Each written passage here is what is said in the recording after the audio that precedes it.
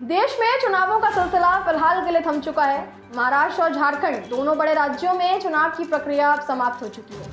अब इंतजार है तो सिर्फ चुनाव के परिणामों का। बता दें कि महाराष्ट्र में 20 नवंबर को विधानसभा चुनावों के लिए वोट डाले गए, तो वहीं झारखंड में 2 चरणों में पहले 13 नवंबर और फिर 20 नवंबर को वोट पड़े। इतना ही नहीं, इस बार के चुनावों की सबसे खास बात यह रही कि वोट प्रतिशत में बढ़ोतरी देखने को मिली, यानी कि लोगों ने बढ़ चढ़कर इस बार वोटिंग में हिस्सा लिया। बिहार और झारखंड दोनों ही एक अहम राज्य हैं, जिसके लिए हर पार्टी ने एड़ी चोटी का जोर लगा दिया था। पार्टियां जानती थी कि महाराष्ट्र और झारखंड में सरकार बनाना आसान नहीं। परिणामों की बात करें तो दोनों ही राज्यों के परिणाम 23 नवंबर को घोषित होंगे, मगर आज की इस वीडियो में हम आपको बताएंगे कि कौन सी पार्टी बाजी मारेगी और महाराष्ट्र और झारखंड की सीट पर अपना कब्जा जमाएगी। जी हाँ, वोटिंग और वोटिंग प्रतिशत से काफी हद तक ये पता चल चुका है कि कौन सी पार्टी महाराष्ट्र और झारखंड में अपनी सरकार बनाने जा रही है। महाराष्ट्र में महायुति की वापसी। ज्यादातर एग्जिट पोल में महाराष्ट्र में सत्ताधारी महायुति की वापसी का अनुमान लगाया गया है और बीजेपी के नेतृत्व वाले गठबंधन को अच्छा बहुमत मिलता दिख रहा है, जबकि विपक्षी एमवीए काफी पीछे छूट सकता है।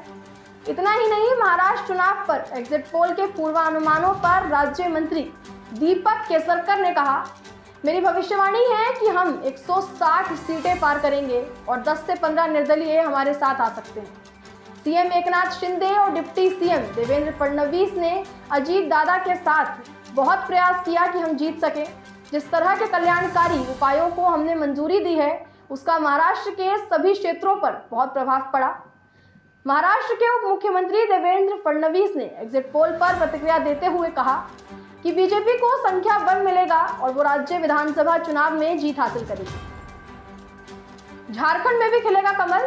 कांटे की टक्कर के बीच थोड़ी बढ़त भारतीय जनता पार्टी को मिलने की भविष्यवाणी है। झारखंड के सियासी रण पर हरियाणा की जीत का बूस्टर डोज कुछ भारी पड़ता दिख रहा है। चुनाव के प्रारंभिक दौर में भारतीय जनता पार्टी में वो रफ्तार दिखाई नहीं पड़ी जो वोटिंग के आते आते सुधार के रास्ते पर चढ़ी है। इसके मूल में कहीं ना कहीं पीएम नरेंद्र मोदी का चेहरा, हेमंत विश्व शर्मा और केंद्रीय मंत्री शिवराज सिंह चौहान की रणनीति का असर दिखा। खासकर पीएम नरेंद्र मोदी का जमुई आना और भगवान बिरसा मुंडा की 150वीं जयंती पर नतमस्तक होना और कई लोग लुभावन घोषणाएं करना इसकी बड़ी वजह बना। महाराष्ट्र का सीएम कौन? महाराष्ट्र चुनाव में बीजेपी ने इन चुनावों में सबसे ज्यादा सीटों 152 सीटों पर चुनाव लड़ा है और उसे उम्मीद है कि वो करीब 100 सीटों के साथ सबसे बड़ी पार्टी बनकर उभरेगी। चुनाव प्रचार के दौरान देखा गया कि जहां महायुति गठबंधन ने सीएम की पसंद पर चुप्पी बनाए रखी, वहीं बीजेपी के होर्डिंग्स पर फडणवीस की तस्वीरें प्रमुखता से दिखाई गईं, जिन्हें 2022 में डिप्टी सीएम के पद से ही संतोष करना पड़ा था। ऐसे में ये देखने वाली बात है कि आखिर जीत के बाद महायुति में सीएम कौन होगा। पीएम मोदी का जादू। महाराष्ट्र हो या झारखंड, दोनों ही राज्यों में पीएम नरेंद्र मोदी का जादू खूब चला है।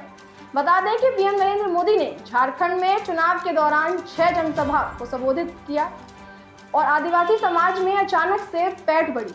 दूसरे चरण के पहले भगवान बिरसा मुंडा की 150वीं जयंती समारोह के दौरान जमुई में सम्मान कार्यक्रम, राज्य के आदिवासी समुदाय को 6600 करोड़ का पैकेज देना बीजेपी के लिए संजीवनी बना। आदिवासी समाज को राजकुमार राम से भगवान राम बनाने का श्रेय देना जैसे कार्यों का बीजेपी की एक अच्छी छवि बनाने में बहुत अहम योगदान रहा।